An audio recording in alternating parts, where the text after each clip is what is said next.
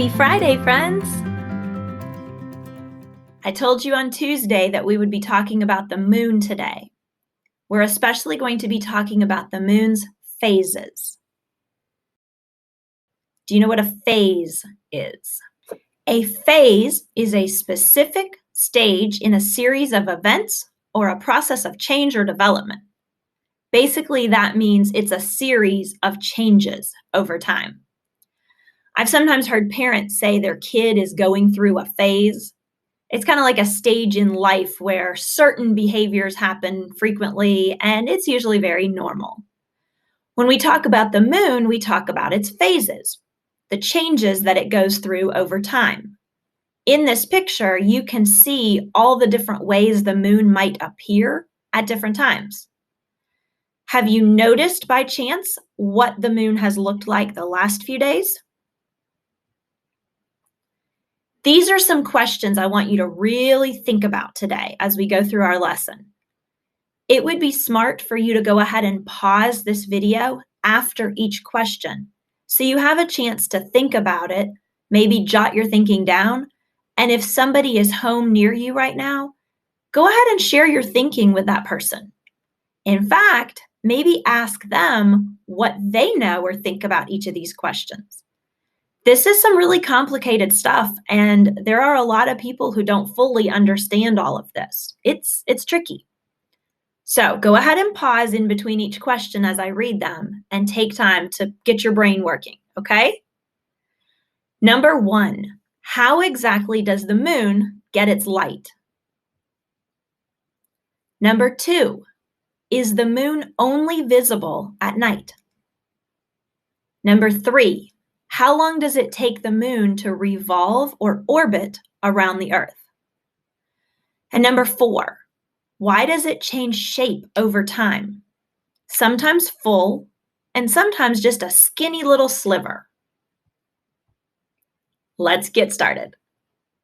Who has 2 thumbs and can make the moon light up? Nope, not me. The sun. Yep, the sun. The moon doesn't make its own light. It can't. It's basically a ball of cold rock. Even though it looks like the moon glows or lights up, it's actually just a reflection of the sun. But wait, the sun isn't out at nighttime, so how can it light up the surface of the moon? That leads us perfectly to our next 2 questions. Have you ever noticed the moon during the daytime? If you haven't, you're definitely not getting outside to play enough because it's actually there quite often. People like to make pictures or children's books showing the moon at nighttime, but really the moon has nothing to do with day or night. Doesn't matter. We usually just see the moon at night better or maybe notice it more because the rest of the sky is darker at that time. I want you to remember that day and night are caused by the Earth's rotation. Okay, so as we turn in a complete circle, sometimes we face the sun. Do you like how I'm missing my orange ball for this? So I'm using a grapefruit. So sometimes we face the sun or the giant grapefruit in the sky, and other times we're on the backside, and so we're having nighttime, and it's dark in the sky. Here's the kicker. The moon also rotates, it spins around, and it revolves around the Earth, okay? So it takes the Earth 365 days to go all the way around the sun. It takes the moon about 28 days to go around the Earth. So that's a little bit less than a month, almost a month. The moon is revolving around the Earth while the Earth is spinning and revolving around the sun. I don't have enough hands to do this, do I? So all that's happening at the same time. And because of that, the arrangement of the sun, the Earth, and the moon is not always exactly lined up, and it changes a whole lot. This means that sometimes one object's position makes it so that we can see the sun and the moon at the same time. Sometimes we can't see either one, but the Earth and the moon are constantly moving, so neither situation lasts very long. Make sense? Not really, huh? It's confusing. I want you to look on this picture at where the sun is, right here. These are the sun's rays shining out. Remember, the sun doesn't move. Do you see where the Earth is here in the center? The light blue part is representing daylight, where the sun is shining on it. And the dark blue part is showing where it's dark because it's not facing the sun. The moon is the same way. So over here, this half of the moon is lit up because the sun's shining on it. This half is in the dark. All the way around as the moon goes around the Earth, same thing. Half of it's lit up, half of it's in the dark. Depending on where the moon is in its orbit around us, we might see the part that's completely lit up, the part that's totally dark, or something in between. So this explains why we see the moon's shape look like it's changing. In this picture, we might barely see the outline of the moon, but it's mostly a dark shadow. So right here, the moon is in between the sun and the Earth. So if we're looking at it, we don't see the lit up side. We're seeing the dark side right there. And it looks like a dark shadow. We call that the new moon. When we are in the middle and the moon's back here, and we look out at the moon, we see the whole side that's lit up. And so that's what we call a full moon. At other times, when the moon is moving in between, moving around the circle here in this orbit, the sun, the Earth, and the moon are not in a perfectly straight line. So the half that we see from Earth might only be partly facing the sun, and we might just see a small part reflecting the light. We might even call that a crescent moon. Remember, the word solar has to do with the sun.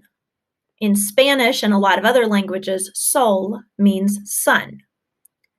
Also in some of those languages, luna means moon. So anytime you hear the word lunar, you're talking about the moon.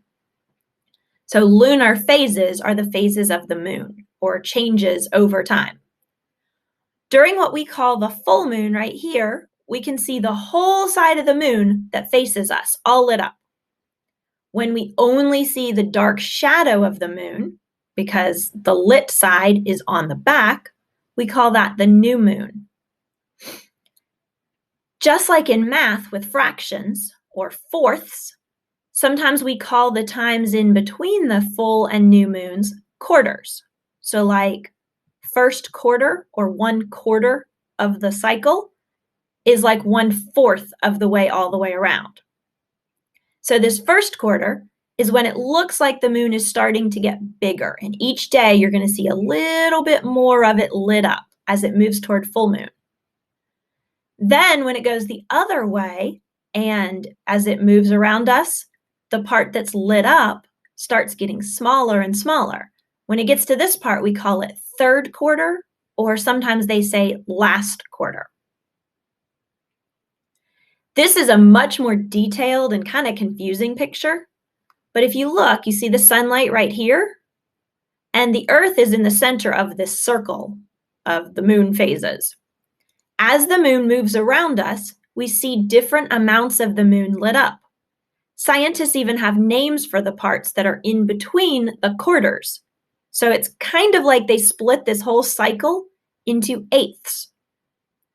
Here we have what we see as the full moon, when the sun is completely shining on this side and we can see it.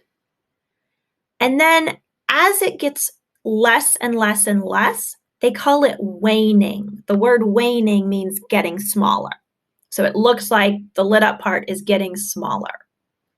Then we have the new moon, where it looks like a big black shadow. And then as it looks like it's getting bigger again, we use the word waxing. So waxing is getting bigger. waning is getting smaller. This is a calendar showing what the full moon would look like each day in the month of May 2020. Oddly enough, we just had a full moon yesterday. So that was yesterday. Here's today. Today, if you look at the moon, it's almost going to look like a full moon. It's just going to be a teeny tiny bit smaller than the full moon. Remember, the moon doesn't actually get smaller. It just looks like it because we see less of it appearing lit up.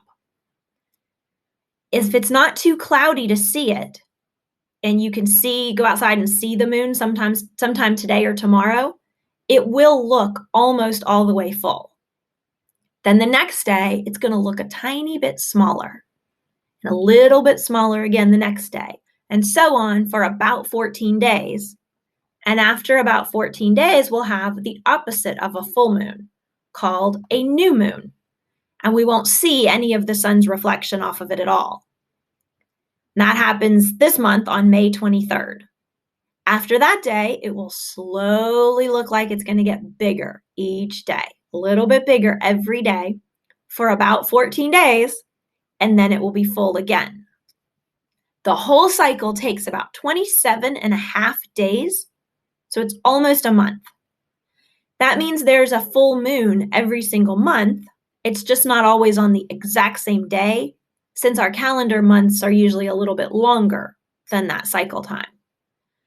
You can search on the internet for the moon phase calendar like this and type in any month and year that you want. You could even go look up past moon phases, and you could check to see what phase the moon was in on the day you were born. That would be kind of cool. Your teacher has linked a Generation Genius video about the phases of the moon. Sometimes Dr. Jeff can just explain or demonstrate things that I can't manage to do in my classroom, or especially not in my house when you have to watch me on a screen. So go check out that link because he probably explains stuff better than I did anyway. There's also a link for your own moon journal, so you can track the different phases of a full cycle. If you have a printer at home or a way of printing it, definitely do that. And you can use that to color in on. If not a big deal. Just take a look at it, and you could copy that down by drawing it on a regular sheet of blank paper. The idea is to go outside every day or evening and try to observe the moon. Draw a circle to represent the moon, and then use your pencil to shade in the part that is not lit up with the reflection. And don't forget to label the date each day so that you can really keep track of it. Try to do it every day for 28 days. If you skip a day on accident or it's just too cloudy to observe the moon, just put a big X over that spot so you can keep up with it.